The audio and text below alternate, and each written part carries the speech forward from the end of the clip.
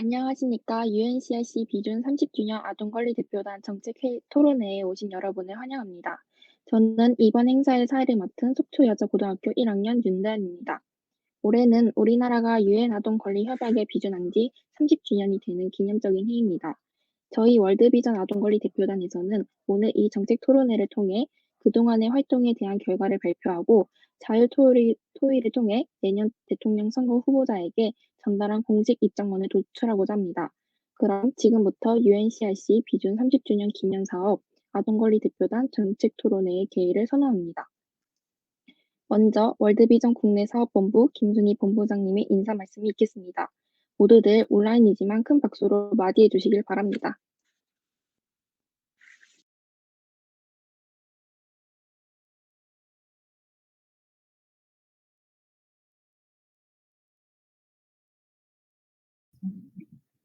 안녕하세요. 월드비전 국내사업본부장 김순희입니다. 여러분 반갑습니다.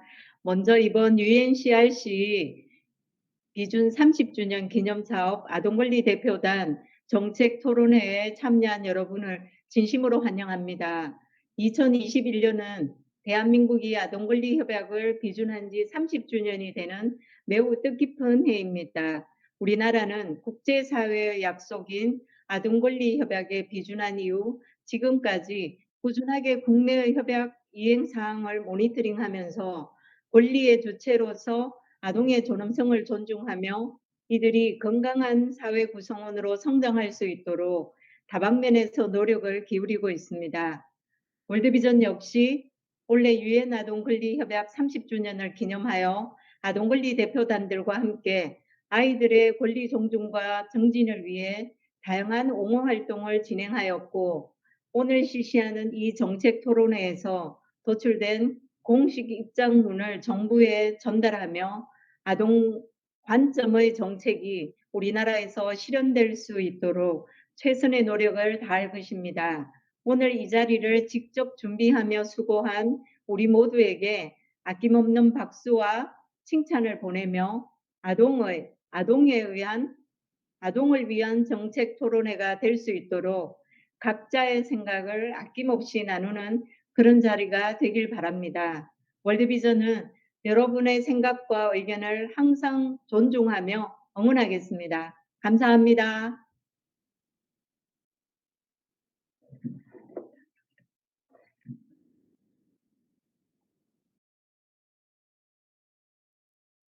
한 말씀 감사합니다. 다음은 그동안 저희 아동권리 대표단이 1년간 진행한 활동들에 대해 은수연 아동의 발표가 있겠습니다.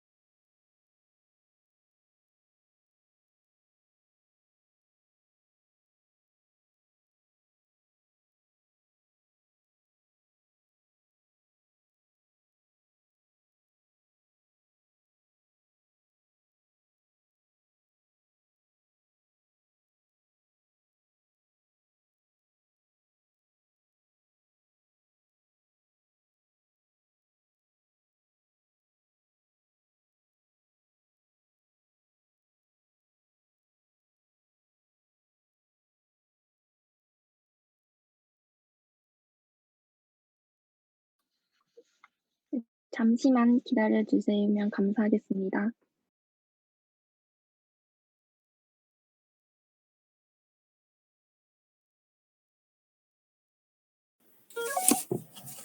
안녕하세요. 저는 현재 춘천중학교에 재학 중이고 월드비전 아동권리 대표단으로 활동 중인 은수현입니다. 저희 월드비전 아동권리 대표단은 대한민국 각 지역을 대표하는 아동들로 구성되어 있으며 매년 아동에 의한, 아동을 위한 정책을 만들기 위해 아동과 관련된 한국 사회의 문제를 모니터링하고 개선점을 찾아 제안하는 활동을 꾸준히 해오고 있습니다. 특별히 올해는 UNCRC 비전 30주년이 되는 해로서 이를 기념하여 유엔 아동권리 협약의 국내 이행 사항에 대한 유엔 아동권리위원회의 견해를 바탕으로 자체 모니터링을 실시하였고, 여기에서 나온 최종 키워드 5가지, 학교폭력, 아동학대, 교육, 여가와 놀이, 아동의 의견 존중에 대해 전국 150여 명의 친구들에게 설문조사를 실시하였습니다. 그리고 가정 개선이 필요한 핵심 키워드 2가지를 도출하였으며 이 2가지 키워드를 가지고 오늘 이 토론회의 자리를 통해 월드비전 아동권리 대표단 공식 입장문을 도출하고자 합니다. 또한 내년은 우리나라 대통령 선거가 있는 역사적인 해이기도 합니다. 때문에 제21대 대통령 선거 후보자에게 저희 대표단의 공식 입장문을 최종 전달하고 이 입장문이 어떻게 반영되는지 꾸준히 모니터링할 예정입니다. 전국 150여 명의 아동들이 직접 선정한 현재 우리나라에서 개선이 가장 필요하다고 생각되는 핵심 키워드는 바로 학교폭력과 아동학대입니다.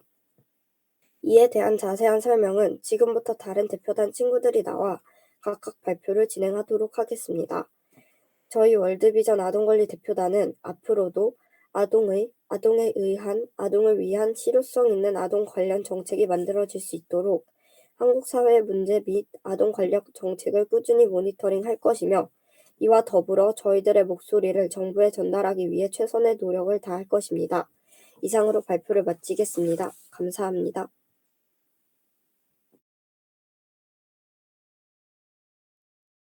감사합니다. 다음은 오늘 정책 토론회의 핵심이자 전국 150여 명의 아동들이 참여한 UNCRC 국내 이행상황 모니터링 설문조사에 대한 결과 발표가 있겠습니다.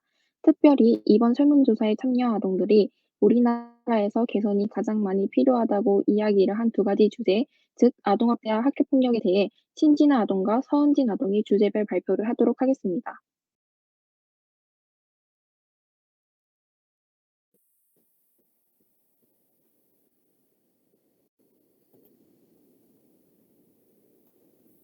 화면 공유 잘 되고 있나요?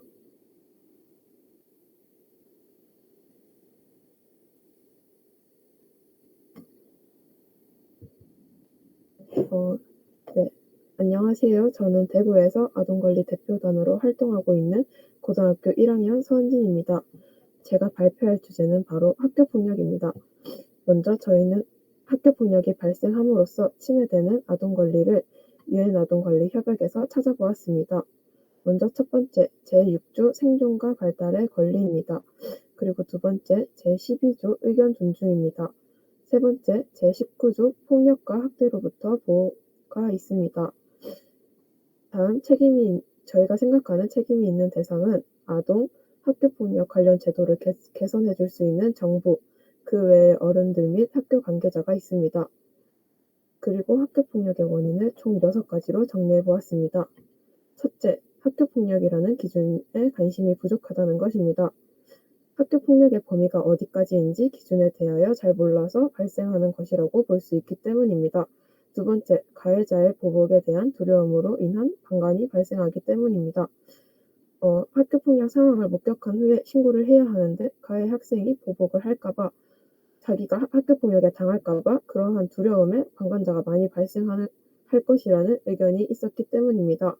세 번째, 촉법소년법이 처벌이 약하고 그로 인해서 악용하는 사례가 발생한다는 것입니다.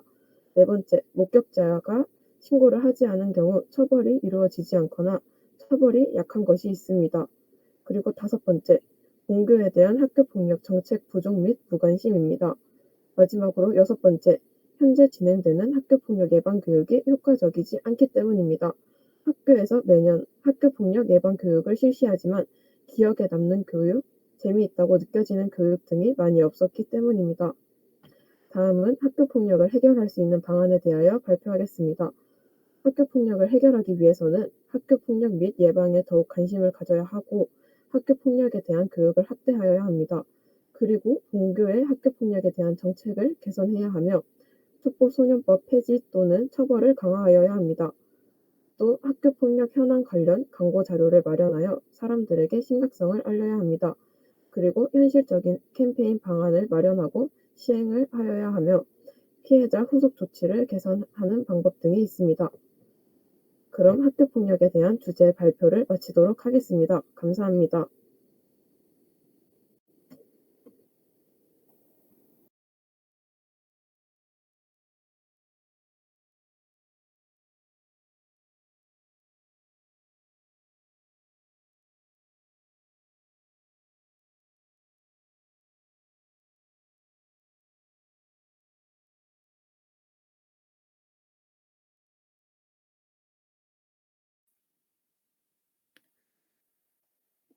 지금 화면 공유 잘 되고 있나요?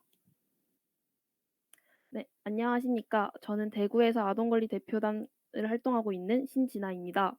저는 아동권리 대표단에서 실시한 설문조사 중 아동학대 관련 내용을 발표하려고 합니다.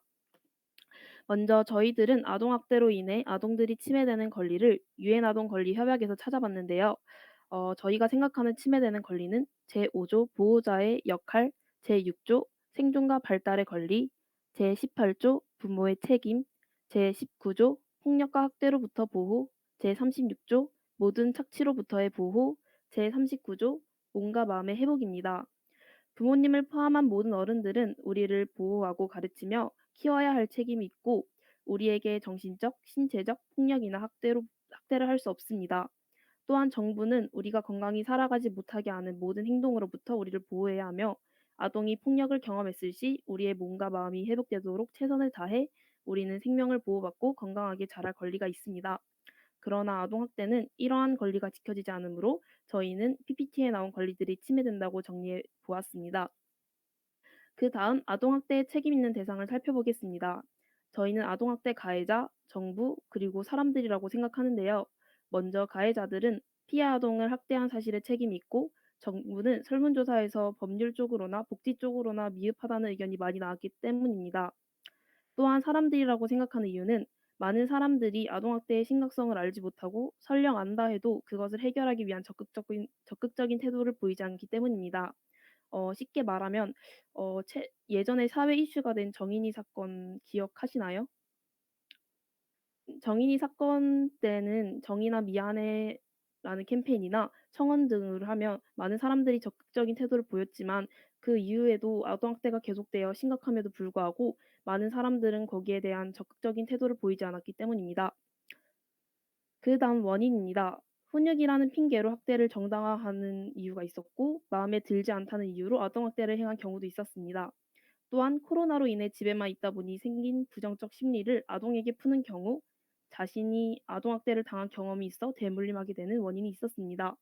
그리고 아동이 힘이 약하고 어리다는 이유로 함부로 대해도 된다고 생각해 자신의 화풀이 대상 또는 소유물로 여기는 경우도 있기 때문이라고 나왔습니다.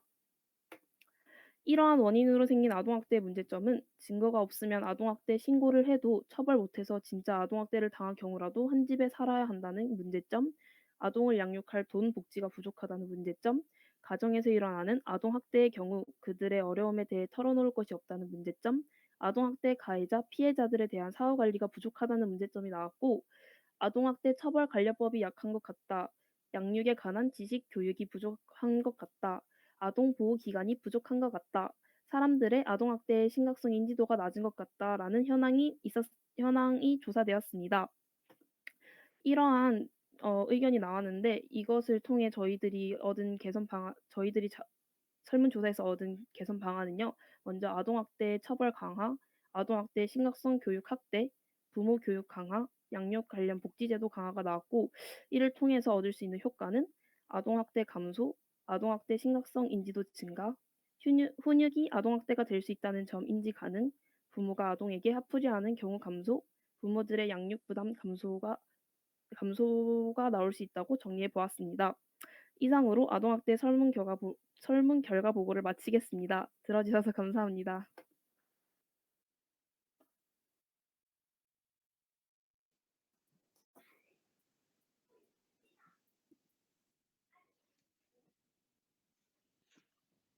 귀한 발표를 해주신 두 아동에게 감사드리며 큰 박수 부탁드립니다.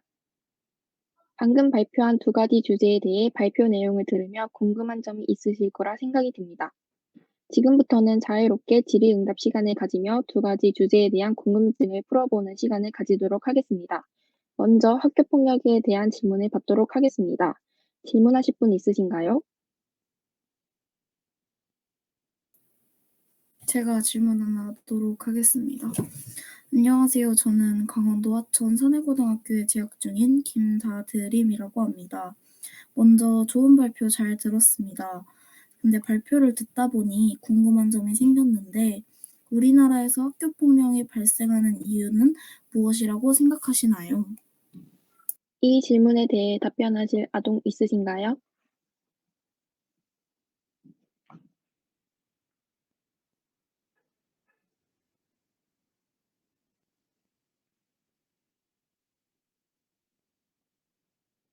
답변하겠습니다.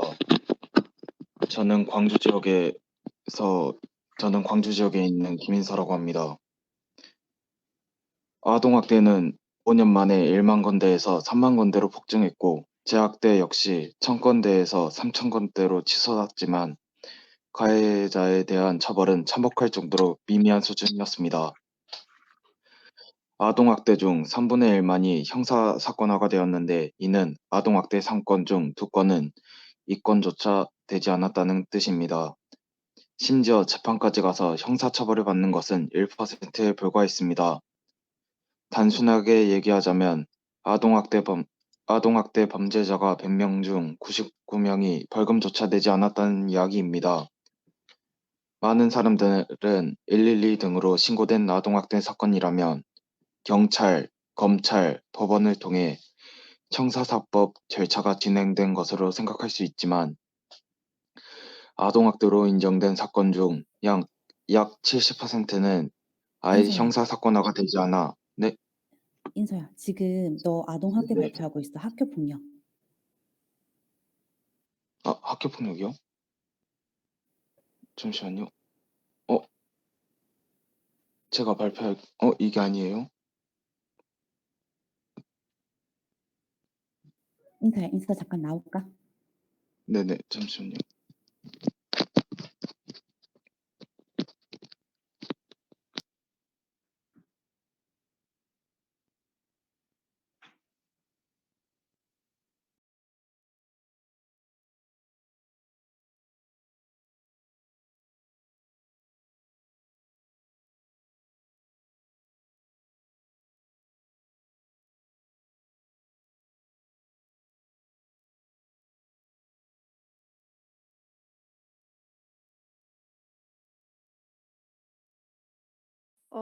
제가 그 질문에 답변하도록 하겠습니다.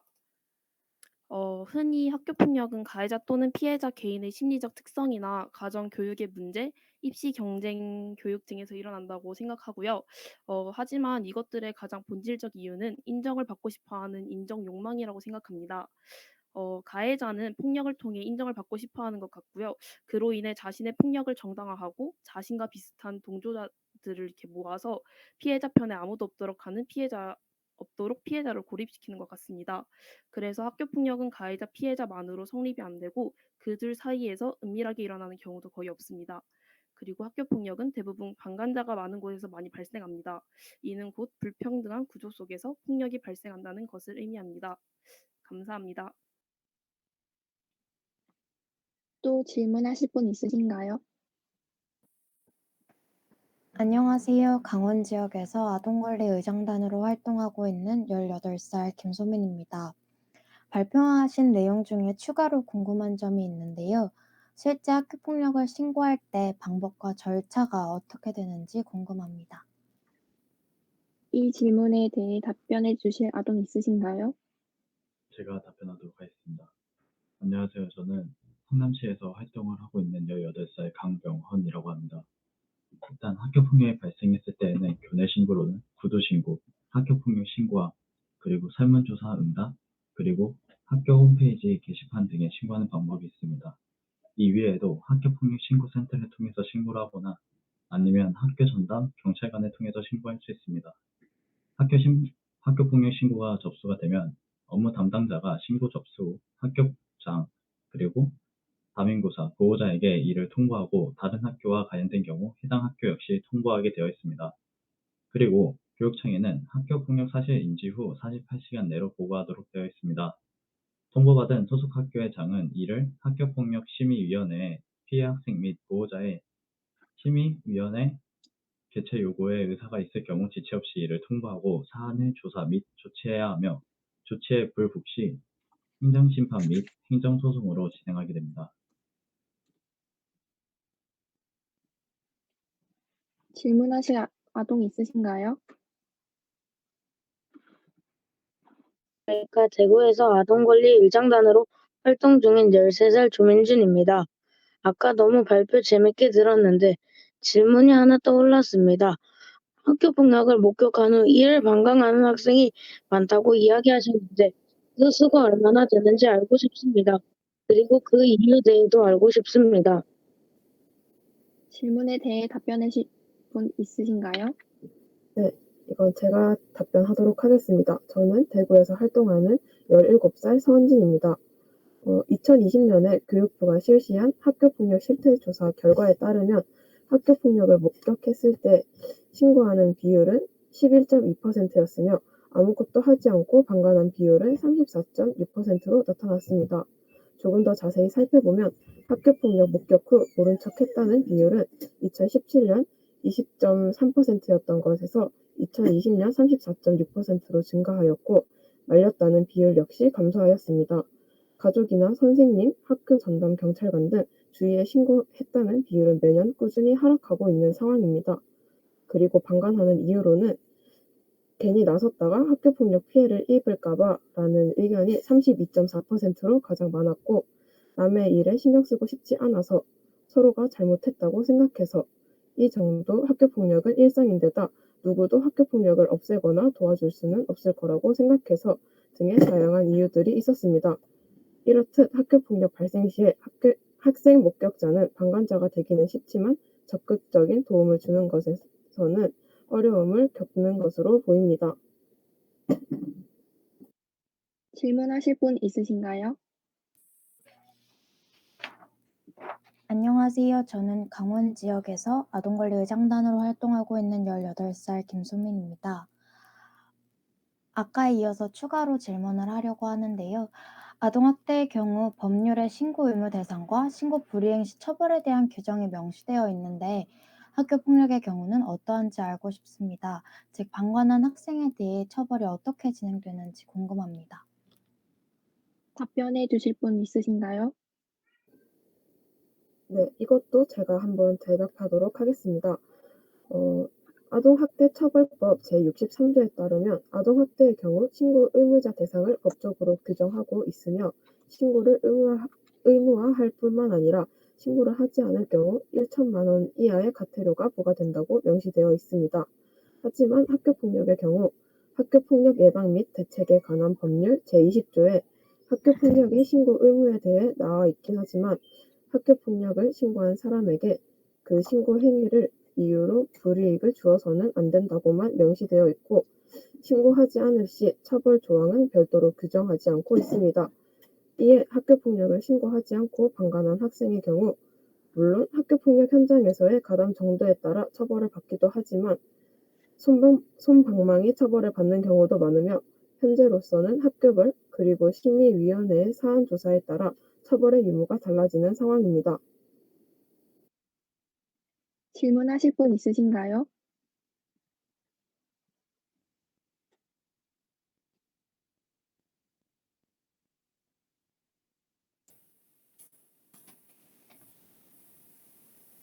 제가 질문하도록 하겠습니다. 안녕하세요. 저는 강원도 의장단으로 활동하고 있는 고등학교 1학년 김다드림이라고 합니다. 발표 내용 중에 현재 학교에서 이루어지는 학교폭력 예방 교육이 효과적이지 않다고 이야기하셨는데 주로 어떻게 진행이 되는지 궁금합니다. 질문에 대해 답변해 주실 분 있으신가요? 안녕하세요. 저는 강원도 함태중학교에 재학하고 있는 박은서입니다. 현재 학교폭력 예방 교육은 학생들을 대상으로 학기별 1회 이상 실시하고 있습니다. 또한 교직원 및 학부모도 실시하고 있는 중인데요. 학교폭력 예방 교육은 교육부와 시도교육청에서 연간 학교폭력 예방 교육 시간에 대해서만 정해놓았고 종류에 대해서는 제한을 하지 않았기 때문에 각 학교에서는 수업 연계활동이나 강의식 교육, UCC 제작, 포스터 그리기, 표 짓기, 글쓰기, 캠페인, 동영상 시청, 학교폭력 예방 뮤지컬 관람 등 다양한 유형으로 학교폭력 예방 교육을 실시하고 있습니다. 허나 이러한 학교폭력 예방 교육은 실제 교내에선 잘 이루어지지 않고 있습니다. 그 이유는 교육부와 시도교육청에서 연간 학교폭력 예방 교육 시간에 대해서만 정해놓았기 때문에 어디까지나 학교와 선생님의 재량에 따라 교육의 방식이 달라 학생의 참여도가 달라지기 때문입니다. 또한 초등학교 때부터 의무적으로 실시되는 교육인데다가 반복적인 내용이 계속 되풀이되어 학생들이 집중할 필요성을 느낄 수 없기 때문입니다. 네, 답변 감사합니다. 다음으로 아동학대에 대한 질문을 받도록 하겠습니다. 질문하실 분 있으신가요? 네, 아까 발표에 이어서 제가 질문을 하도록 하겠습니다.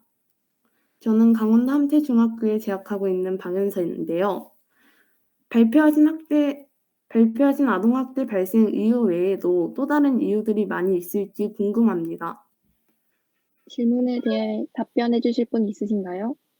안녕하세요. 저는 대구에서 활동하는 중학교 3학년 김현입니다. 아동학대가 주요 나타나는 요인은 과거 부모가 아동학대를 당한 기억이 있으며 부모가 자식에게 하는 경우가 많다고 합니다. 부모가 과거 왕따나 괴롭힘을 당할 경우 아동학대로 이어지는 경우도 많다고 되어 있습니다. 그리고 다른 원인으로 부모가 알코올 중독이나 정신장애 등을 가질 경우 학대 가능성이 높다고 나타나 있습니다. 또한 부모가 지식이 부족한 경우도 있습니다. 이게 부모의 원인이고 가족의 원인에는 빈곤과 실업에 의한 사태나 부모와 자식에 관한 애착 부족 등이 있습니다.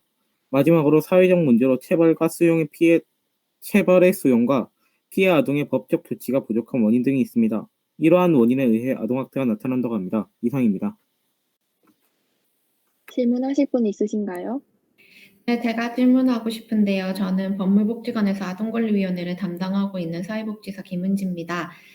아동학대 발생했을 때 신고 이후 개입 절차가 궁금한데요. 그리고 학대 피해 아동에 대한 사후관리 제도에는 어떤 게 있을까요? 질문에 대해 답변해 주실 분 있으신가요? 네, 제가 답변하겠습니다. 현재는 아동학대 신고 시 아동학대 범죄 신고를 접수한 사법경찰관이나 시, 군구, 아동학대 전담 공무원 혹은 아동보호 전문기관의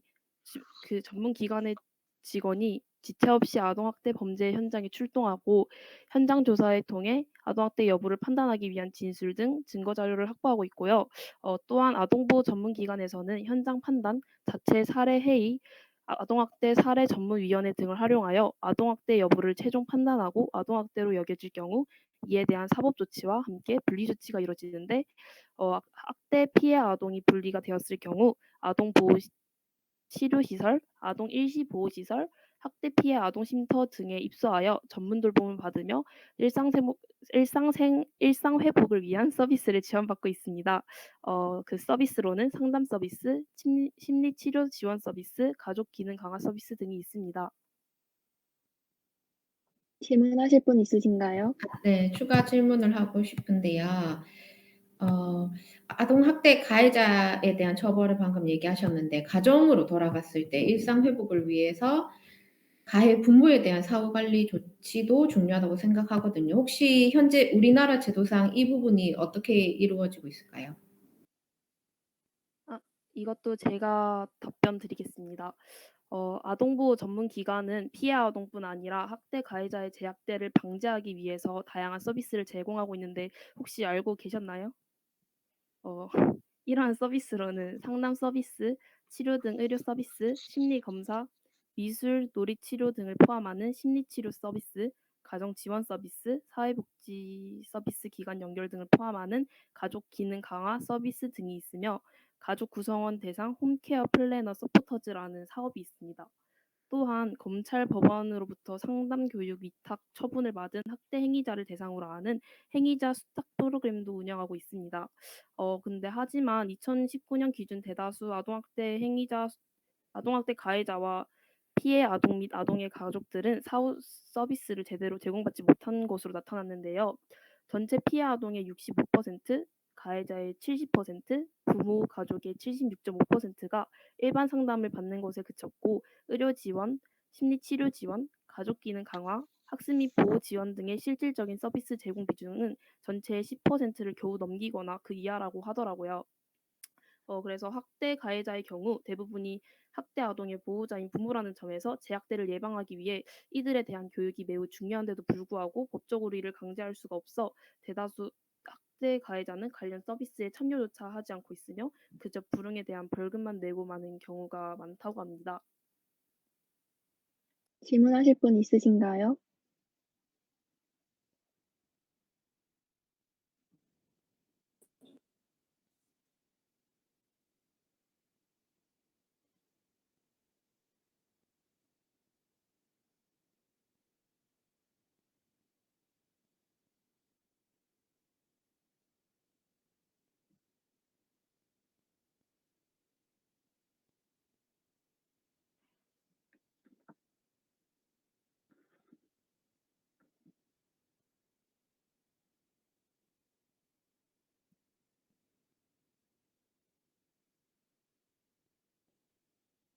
잠시만 기다려 주세요.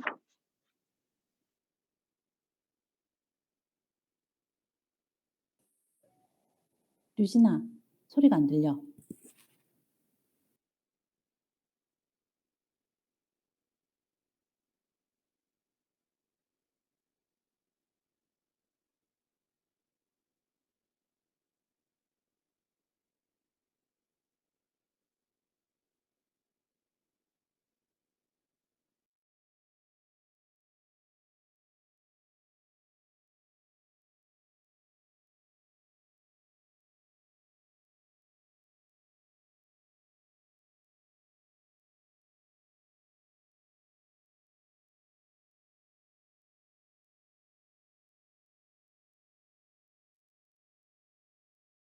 선생님.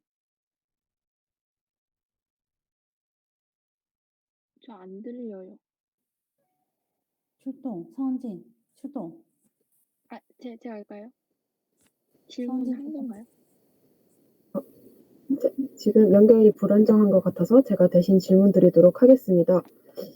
현재 우리나라에서 이뤄지는 아동학대 가해자에 대한 처벌 수준은 어떠한가요? 네, 제가 답변하도록 하겠습니다. 안녕하세요. 저는 속초여고 1학년에 재학 중인 윤대현이라고 합니다. 아동학대는 5년 만에 1만 건대에서 3만 건대로 폭증했고, 재학대 역시 1000건대에서 3000건대로 치솟았지만, 가해자에 대한 처벌은 참혹할 정도로 미미한 수준이었습니다. 아동학대 중 3분의 1만이 형사사건화 되었는데, 이는 아동학대 3건 중 2건은 입건조차 되지 않았다는 뜻입니다. 심지어 재판까지 가서 형사처벌을 받은 것은 1%에 불과했습니다. 단순하게 얘기하자면 아동학대 범죄자 100명 중 99명은 벌금조차 내지 않았다는 이야기입니다.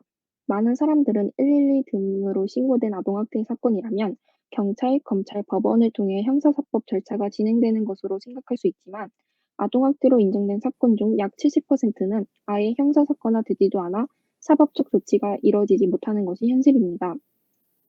그리고 재판을 통해 최종 처벌인 형사처벌이 내려진 건은 겨우 361건입니다. 아동학대 100건당 1건만이 처벌을 받고 있다는 것이고 이마저도 징역을 산 경우는 24건에 불과하고 90건은 벌금, 집행유예는 38건이었습니다.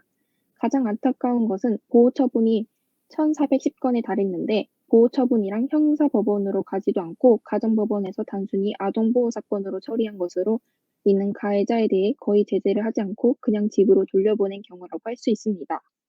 질문하실 분 있으신가요?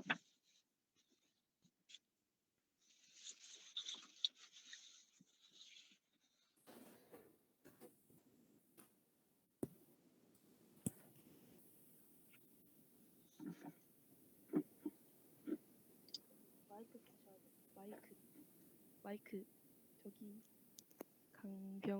강병헌님 마이크 켜셔야 돼요. 마이크 켜주세요. 안녕하세요.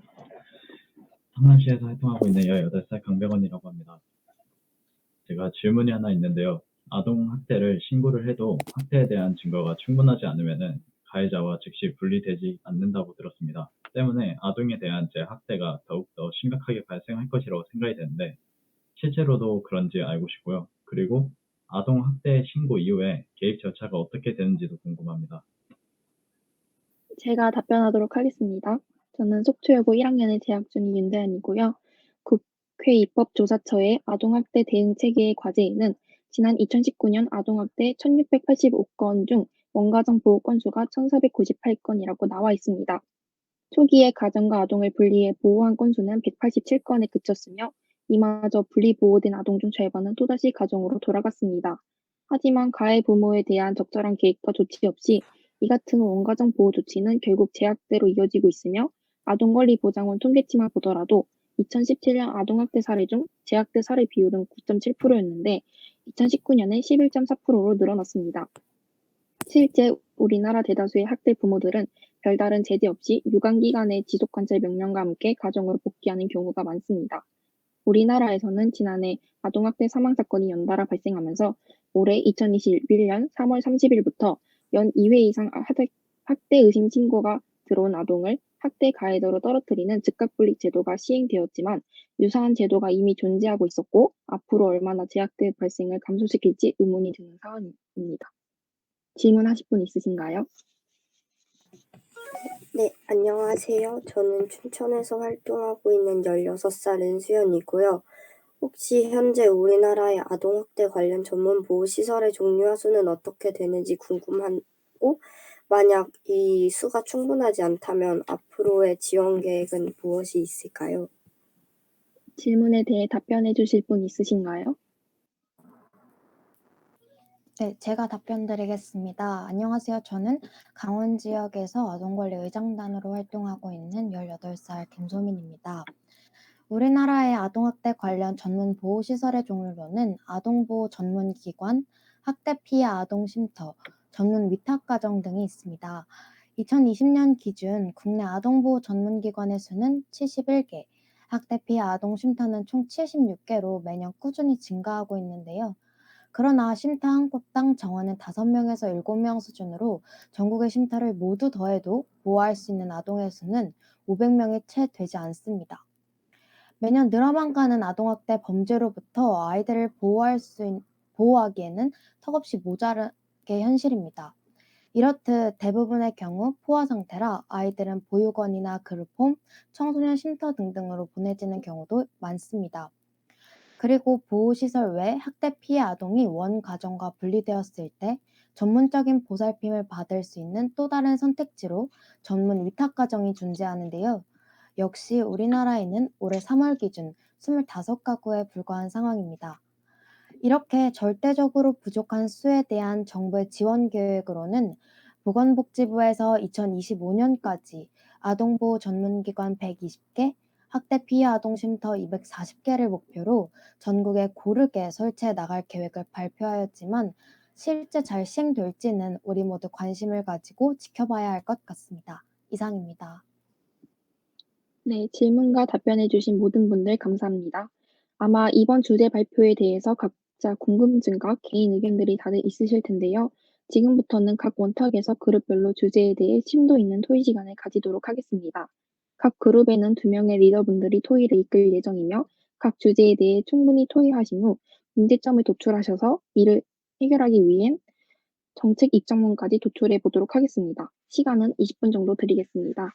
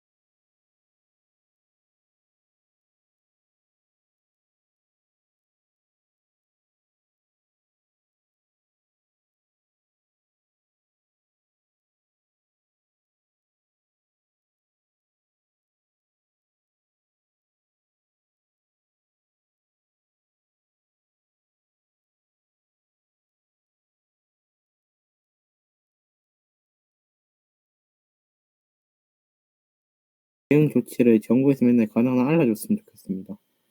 현재 그게 뭐 어떻게 처리됐다는 얘기는 확실하게 나와 있지 않기 때문에 그런 걸 전용 사이트 같은 데 올려줘가지고 그 피해 사례나 그런 대처를 좀 더 자세히 할 수 있는 데가 있었으면 좋겠습니다. 그 전용 사이트라 하면은 어떤 사이트를 말하는 건가요? 그냥 정부에서 공지하는 그런 거? 네, 제 생각엔 바라고 있습니다. 또 뉴스 다른 의견 있나요? 뉴스. 저도 의견 한 개 내도 될까요? 저도 그 요즘 뉴스나 기사들도 그렇고 아까 인터뷰 내용에서도 보면은 아동들에 대한 그런 보호 시설이 점점 늘어나고 있음에도 불구하고 늘어나고 있음에도 불구하고 아동 학대 피해자에 비해 너무 부족하다고 있잖아요. 그래서 저는 살짝 제가 또 찾은 뉴스 자료를 보면은 이걸 또 제가 공유를 해 주는 게 낫겠죠? 잠시만요. 그런 그 자료에 보면은 아동학대 피해자에 비해 보호시설이 너무 부족하다면서 그 사후 관리가 제대로 되지 않고 있다. 그런 뉴스 기사가 있거든요. 제가 한번 공유를 해 드릴게요. 여기 보이시나요? 보이시죠? 오케이. 네. 여기 뉴스 자료인데요. 이게 쉼터가 계속 부족해서 이제 그룹 홈에까지 아동들을 보내고 보낸다는 의견이 있었고, 여기 김예원 장애인권법센터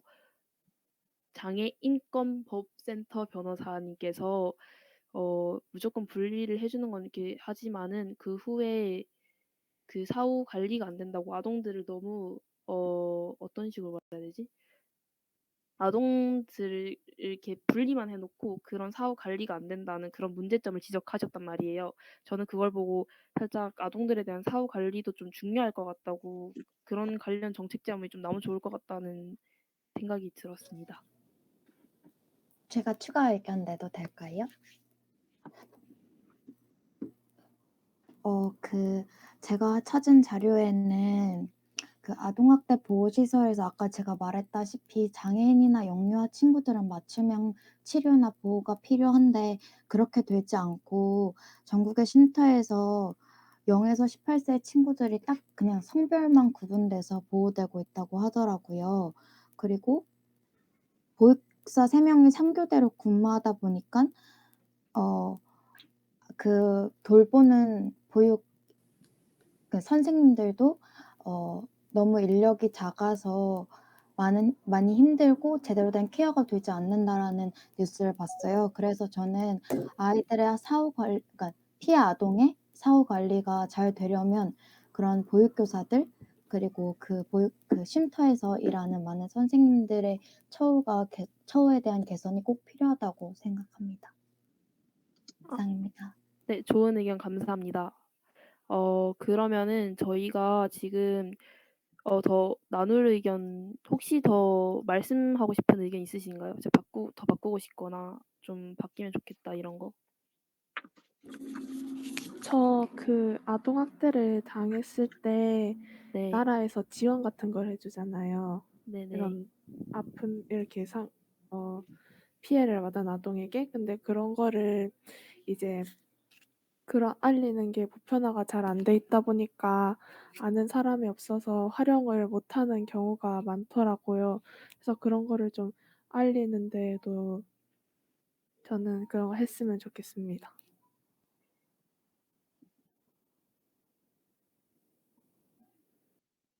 그러니까 하경 씨 의견은 아동 학대가 이렇게 많이 안 알려서 그런 복지 제도가 잠시만, 제가 정리하는 게 맞나요? 살짝 정리가 안 되나 다시 한 번만 좀 정리되게 잘 설명해 줄 수 있나요? 아동학대 피해를 당하면은 나라에서 이제 그런 피해 아동에게 지원을 해주잖아요.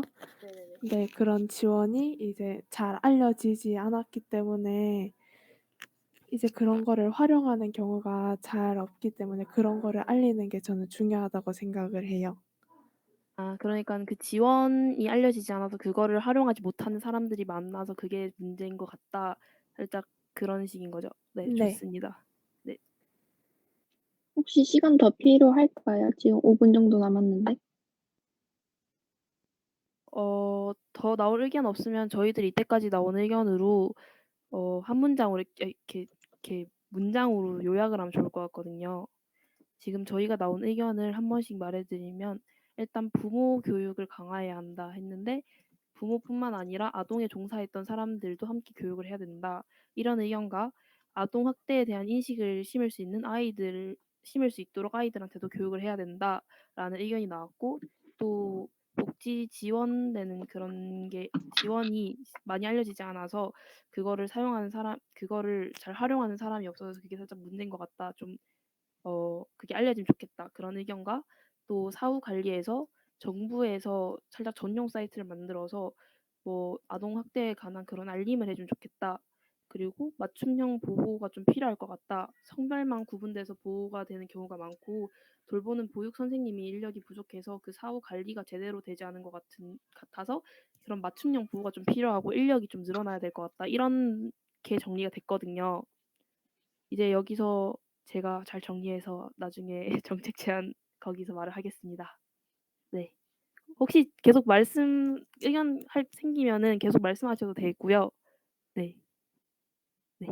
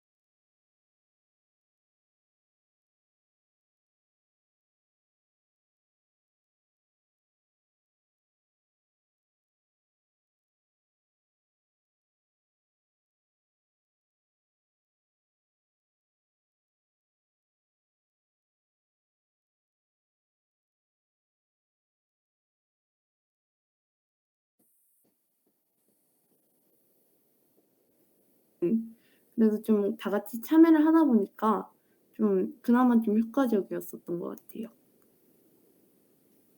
네. 감사합니다 다들.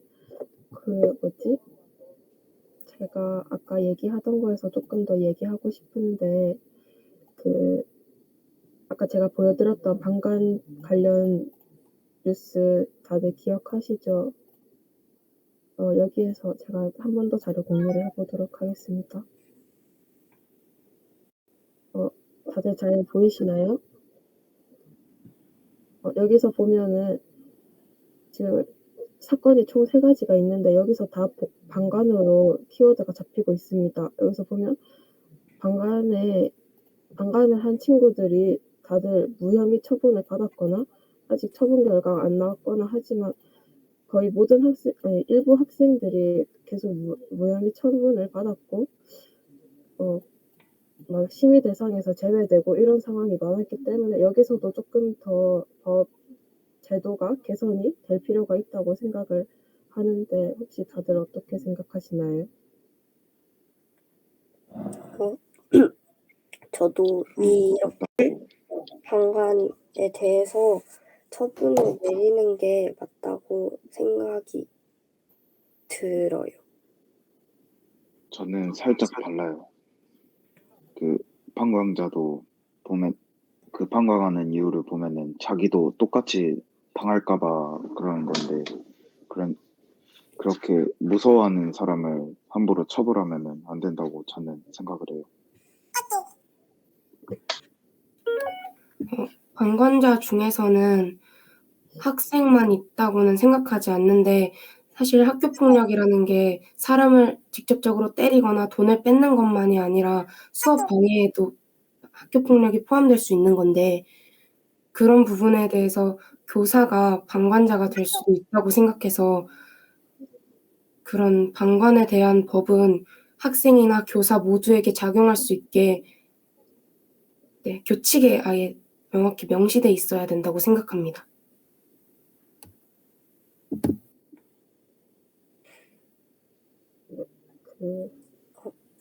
저도 거기에 대해서 동의하고 아까 그 방관을 한 친구들이 무서워하는 친구들이라 그랬잖아요. 그때 제가 기사를 보고 거기서 잡은 내용은 그 친구들은 이제 방관을 하면서 동영상을 찍어서 유포를 했다. 이렇게 이해를 했거든요. 근데 그 친구들에 대해서 지금 무혐의 처분이 내려진 거잖아요. 저는 그래서 그거에 대해서는 이제 처분이 내리는 게 맞지 않을까. 어떻게 보면 그것도 나름의 가해잖아요.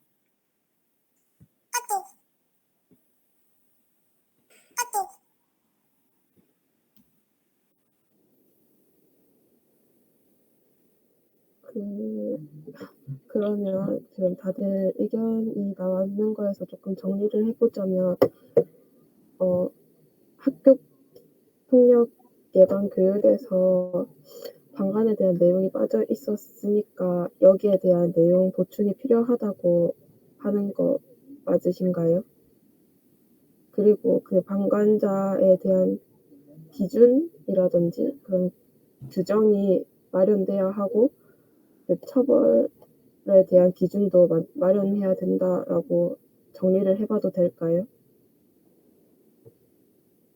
네, 그러면 저희 조는 이제 조별 토의를 조금 마치도록 하겠습니다. 다들 감사합니다.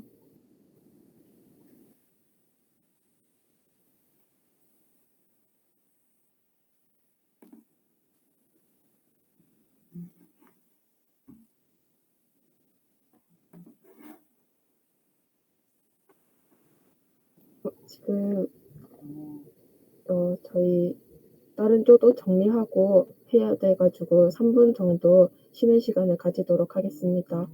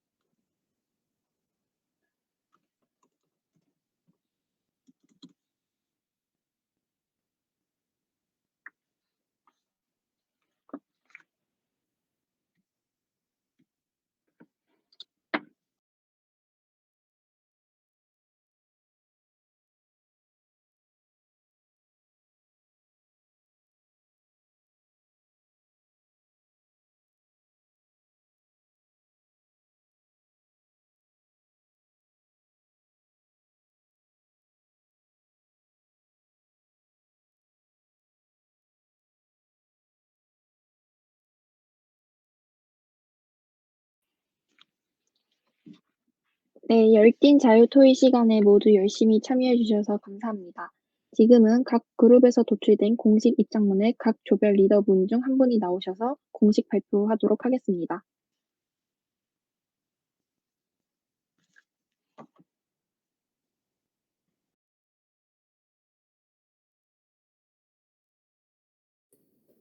네, 안녕하세요.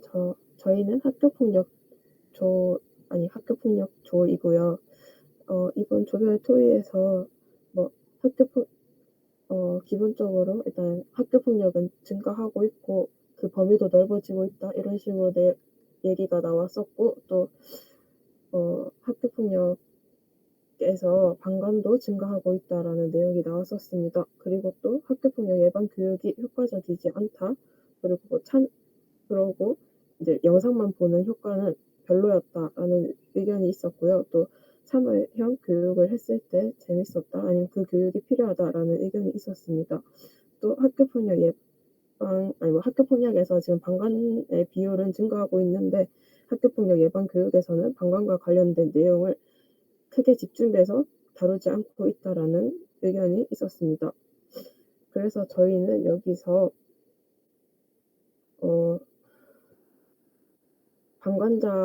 방관에 대한 내용에 초점을 조금 더 맞춰서 학교폭력 예방 교육을 할 때 학교폭력 방관에 대한 교육이 필요하고 그거에 대해서 조금 더 자세히 교육을 실시해야 한다라고 정했고요. 또 방관자의 신고 의무와 관련된 조항이 정확하게 명시돼 있지 않아서 신고 의무에 대해서 정확히 규정을 하고 그거에 따라서 처벌 기준을 마련해야 된다고 입장문을 만들었습니다. 감사합니다.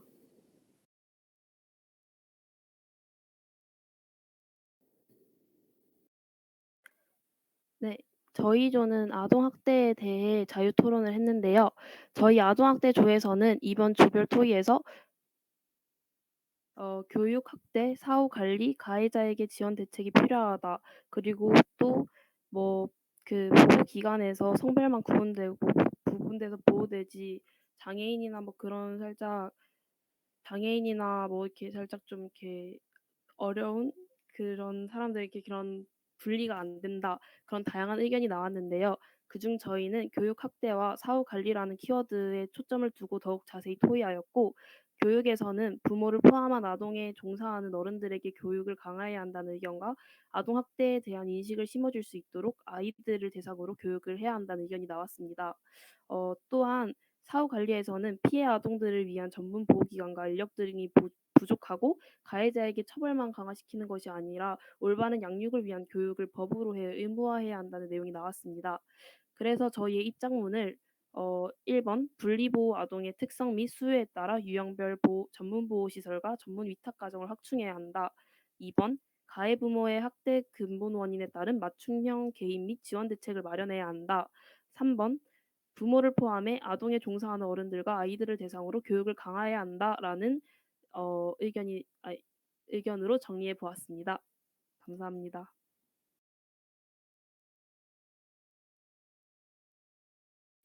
네, 발표 감사합니다. 이번 UNCRC 비준 30주년 기념사업 월드비전 아동권리 대표단 정책 토론회에서 도출된 입장문은 2022년 대통령 선거 후보분들에게 전달할 예정이며 이후 공약이 반영되는 과정을 꾸준히 모니터링할 예정입니다. 지금까지 UNCRC 비준 30주년 기념사업 월드비전 아동권리 대표단 정책 토론회에 참여해주신 모든 분들에게 다시 한번 감사의 말씀을 드리며 마지막 현수막 아래에서 단체 사진 촬영 후 공식 일정을 마치도록 하겠습니다. 모두들 현수막 앞으로 나와주시길 바랍니다. 모두 화면을 켜주시고 나오세요.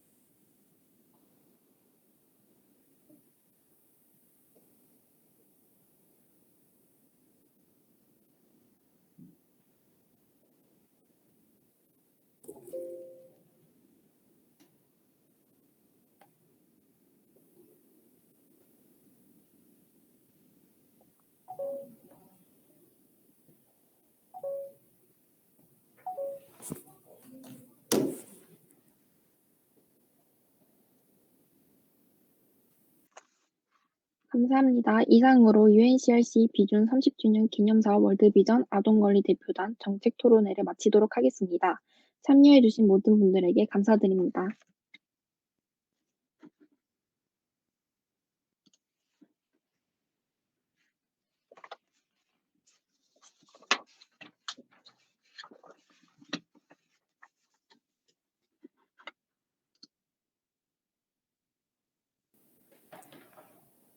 네, 지금 약 1시간